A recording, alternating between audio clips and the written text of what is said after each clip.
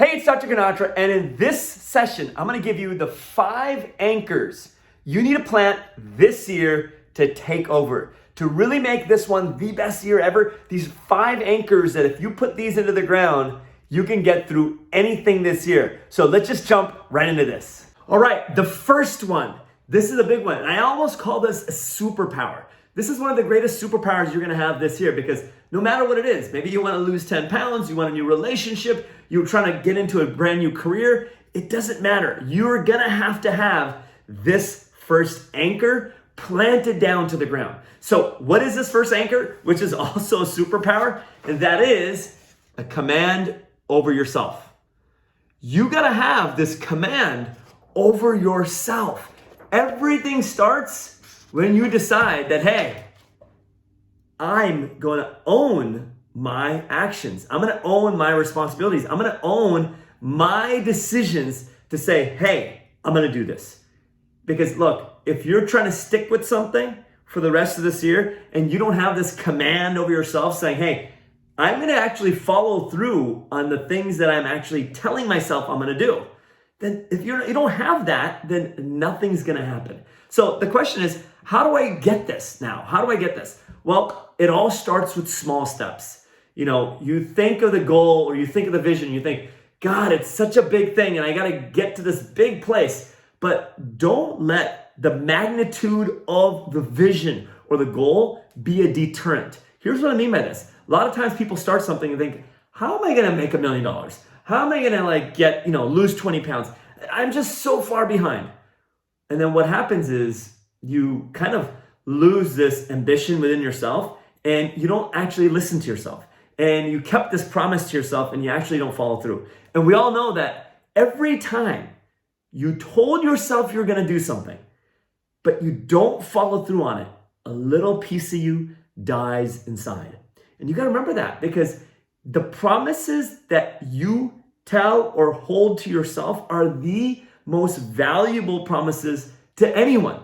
That promise that you told or you agreed with internally.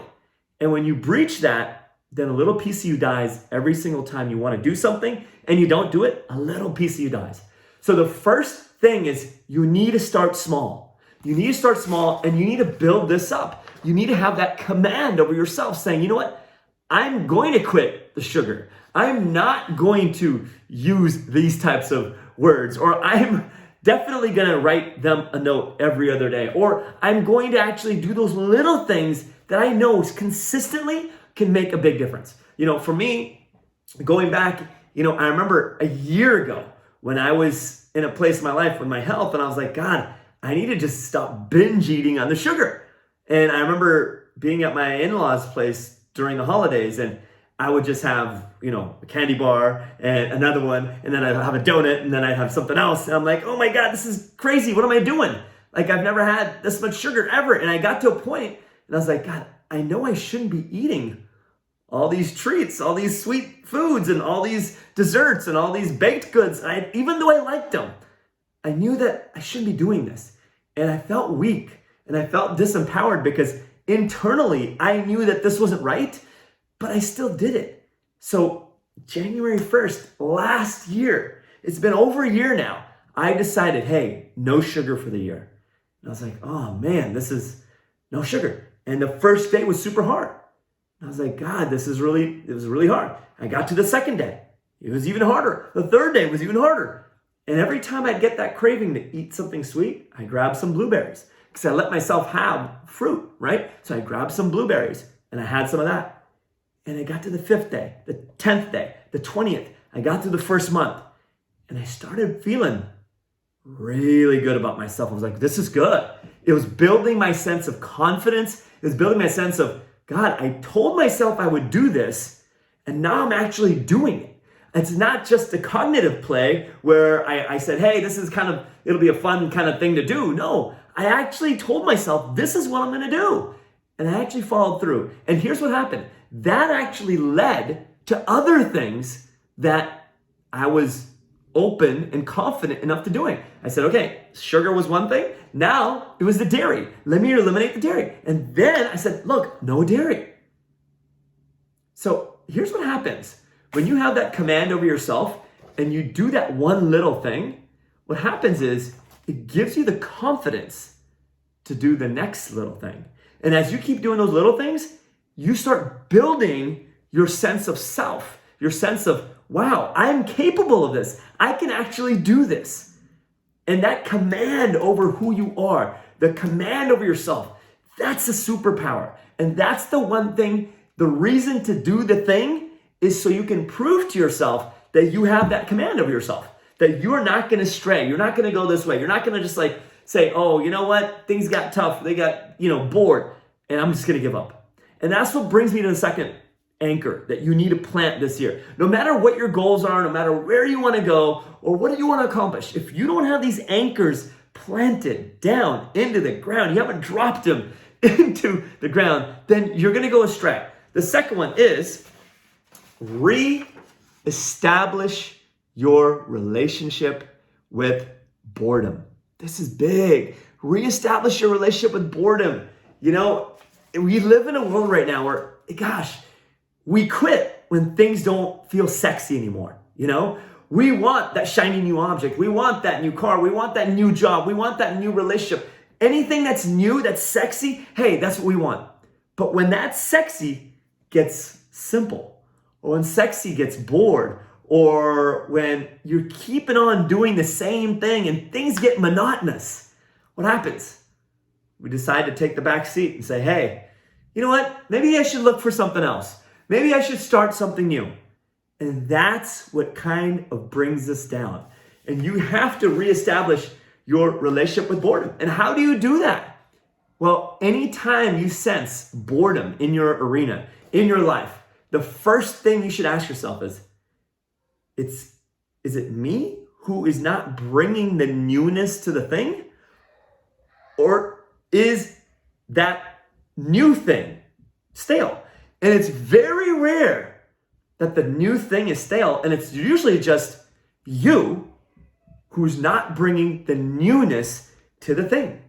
Things don't get stale. People do, right? You don't bring the new thing to the thing. And when you don't bring that sense of creativity, that sense of a different perspective, that sense of, oh my God, how can I serve better? Or how can I look at this in a cooler way? Or what are some of the questions I can ask about this situation that can actually empower me? And when you stop bringing new from you into the thing gets bored. And we think that it's, the thing. And it's usually not the thing. It's like you're doing the same thing every day and you're like, oh, I'm doing the same thing, so I'm getting bored. But are you doing the same thing in a different way? Are you, maybe if you're washing the dishes, are you putting on a podcast? Maybe if you're going for a walk, are you listening to some different music and you're not listening to a podcast? Maybe if it's a workout routine for you and you're like, oh, I got to do the same workout, the same place. Maybe you change it up. You do a few different exercises. You incorporate some different weights. You incorporate, bands. You incorporate, a different type of workout attire. Whatever it is, the smallest things, when you integrate those small things into that same thing, everything changes. When you integrate the small things into the same thing, everything changes. So you got to be diligent about saying, you know what? I'm not going to get bored with the thing out there because I know I have the ability to bring something new in me to the thing. You see, we're in a culture where sexy sells and boring is kind of passive, right? But I can tell you this, the greatest things in life happen when you consistently stay with things. We've all heard the quote, ordinary things consistently done produce extraordinary results, right? So do those things that are ordinary, but figure out a way on how to do them consistently every day by bringing newness to that thing, and that ordinary will eventually turn into extraordinary. So I encourage you, reestablish your relationship with boredom. Boredom. Reestablish that relationship. The third thing is this. Anytime you try anything in life, if you haven't dialed down this one facet, or you haven't planted this anchor into your world, then the thing that you're incorporating into your life, whether it's now, or a month from now, 6 months from now, this year, whatever it is, it will not stick unless you at first reshape your identity. Reshape your identity. There's so much research and tactical guidance on reshaping your identity. And it all begins with you saying, hey, I am not defined by who I was yesterday. I'm only refined by it. Remember, the past does not define you. It only refines you. So if we agree that the past doesn't define us, it only refines us, then we also agree that, hey, just because I didn't pull it off last year, or I didn't do it last month, or I have always quit before, that doesn't mean this time it's going to be the same.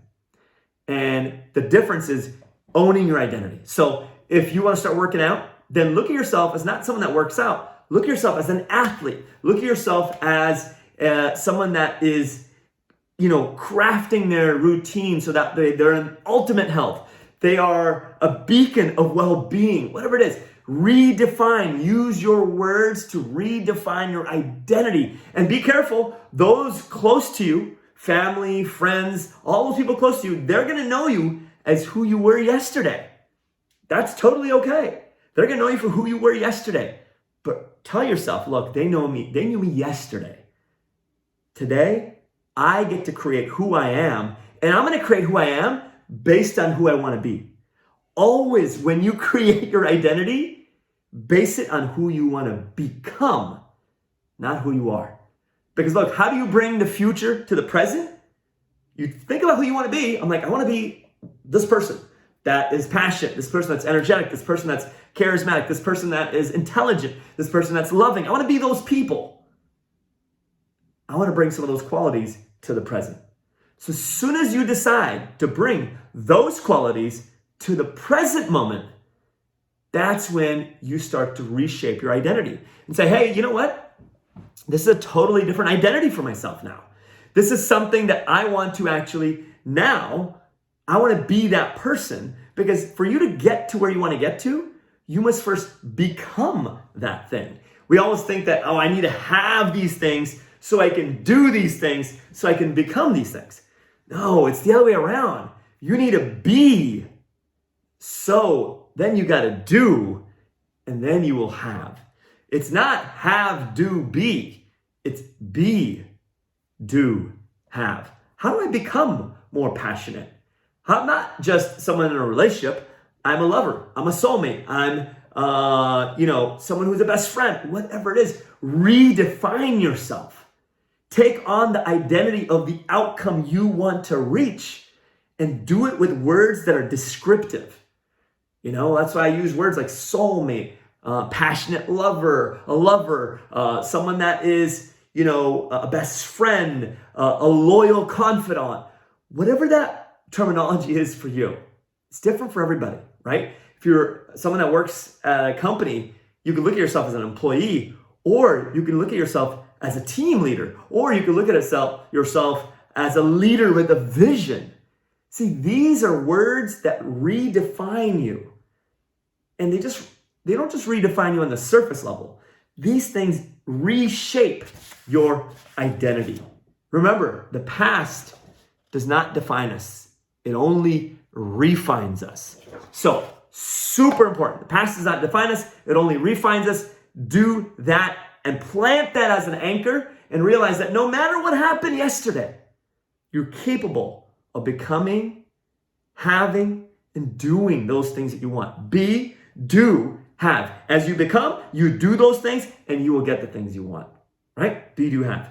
The fourth thing, and this is a big one, and people always mess up on this one. This is a really big one because they get stuck.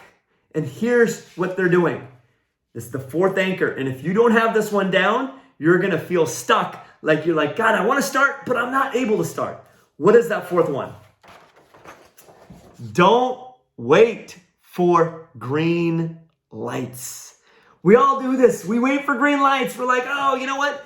When the world gives me green lights, then that's a sign that I got to do it and I got to go. Look, you're not going to get a sign all the time that says go.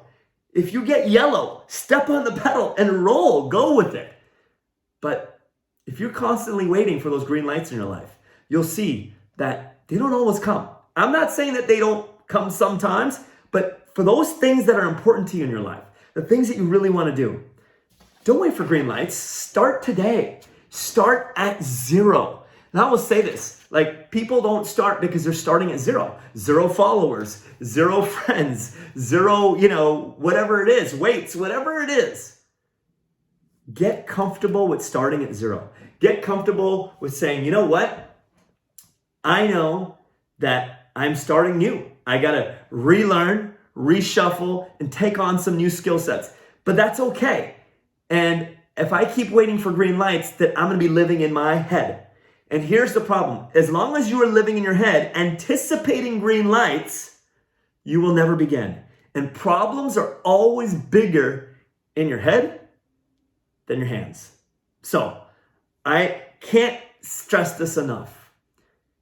Don't think that the world is going to give you green lights. It's about you beginning and you saying, it's time to go, it's time to roll. And now is the time that's better than any other time to begin on the things that I really wanted to do.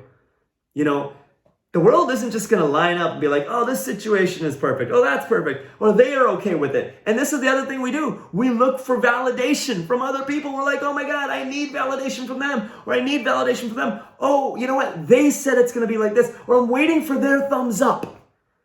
I'm here to tell you that you don't need their approval. You don't need them to agree with you. And sometimes in life, some of the closest people in your world won't agree with your vision or your dream. That's okay. Begin. Start. You see the yellow, push the pedal and go. The 5th anchor you must plant into your month, week, year, whatever it is, if you're going to accomplish anything, is this one. This is number 5, and it is your internal dialogue. Your internal dialogue. Now, this is a big one. Why is this important? Well, because everybody has this internal chatter, and it's going 24/7. You're like, okay, yeah, it's going on. And you start on something new, and the first thing your mind tells you is, who are you for doing that? Oh, you can't do that. Oh, man, there's such a long road ahead. Or that's going to be super hard. Or gosh, they did it, and I don't know if you can do it. Or they couldn't do it, and that's why you shouldn't do it. You're going to have this internal chatter that's constantly in your head. And you have to realize 3 things. The first thing is this: confusion always comes before clarity. If you're confused and you're like, God, I don't know what I should be doing, confusion comes before clarity. So if you got that internal dialogue going, I'm not saying that you have to stop it, because if you stop it, then what? You're flatlined, right? That's pretty much not good. You're always going to have those conversations that are going in your head.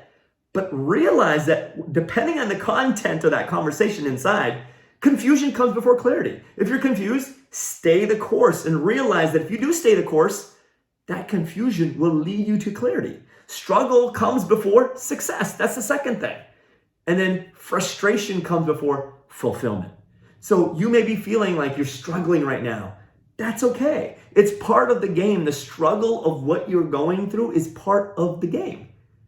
And then the frustration of what you're going through is also it's a prelude to the fulfillment, right? So if you're trying to look for fulfillment, and if you've never been frustrated, you're never going to realize fulfillment for what it is, right? For you to have a good context of fulfillment and say, oh, wow, I'm feeling fulfilled, you must have had to have gone through some sort of frustration, right? In fact, you wouldn't even be seeking fulfillment if you hadn't been previously frustrated.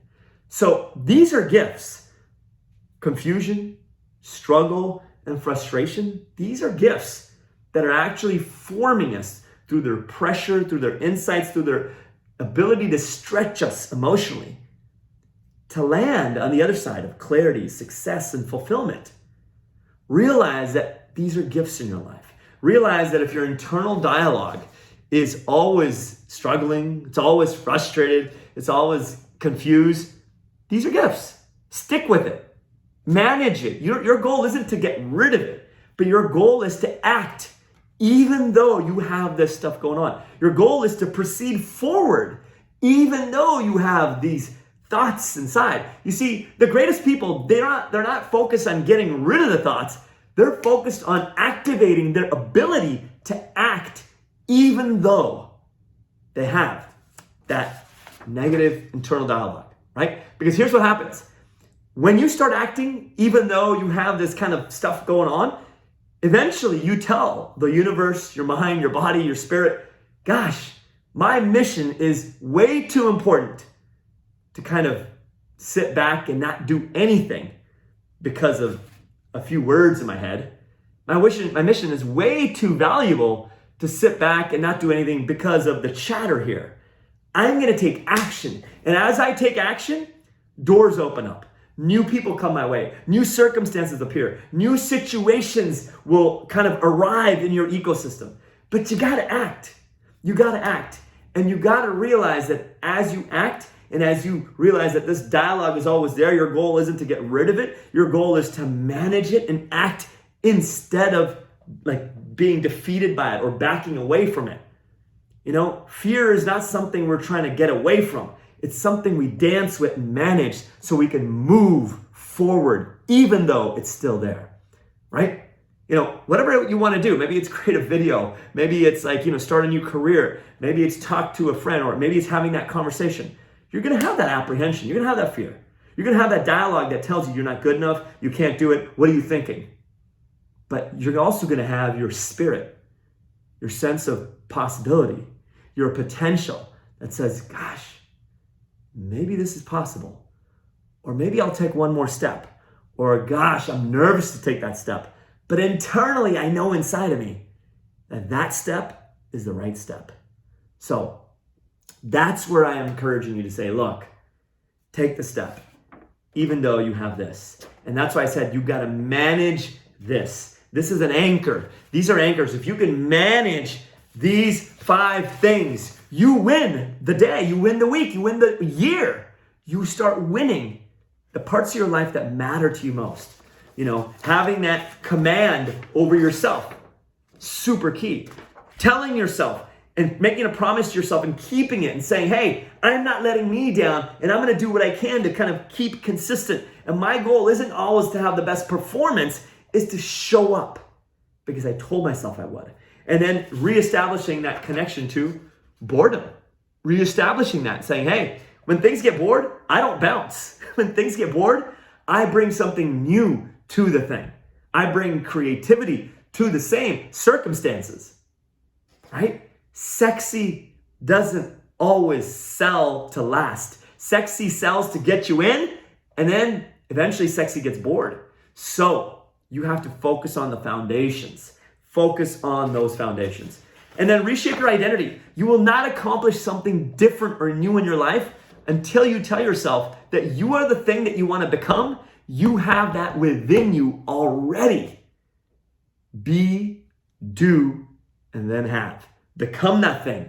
Become the energy. Become the emotional counterpart of that thing so you can be that, so you can do the thing, so you can have what you want to have.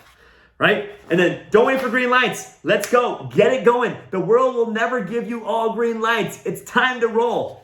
This is the time to do that. And then finally, like we just talked about, your internal dialogue. Confusion comes before clarity. Struggle comes before success. And frustration comes before fulfillment. Manage your internal dialogue. Act even though you have these thoughts of limitations and all that stuff. And eventually, your mind, your body, your soul, your spirit will start realizing that, gosh, she acted or he acted even though that was going on. And now you will start building that identity and muscle and that new form of who you're meant to become even more because you planted these 5 anchors, and every time you hit a rough spot in your life, you activated these 5 things. Listen, have an incredible rest of your day, evening, whatever it is for you, and activate these 5 anchors. And as always, I hope this helps. As always, live inspired.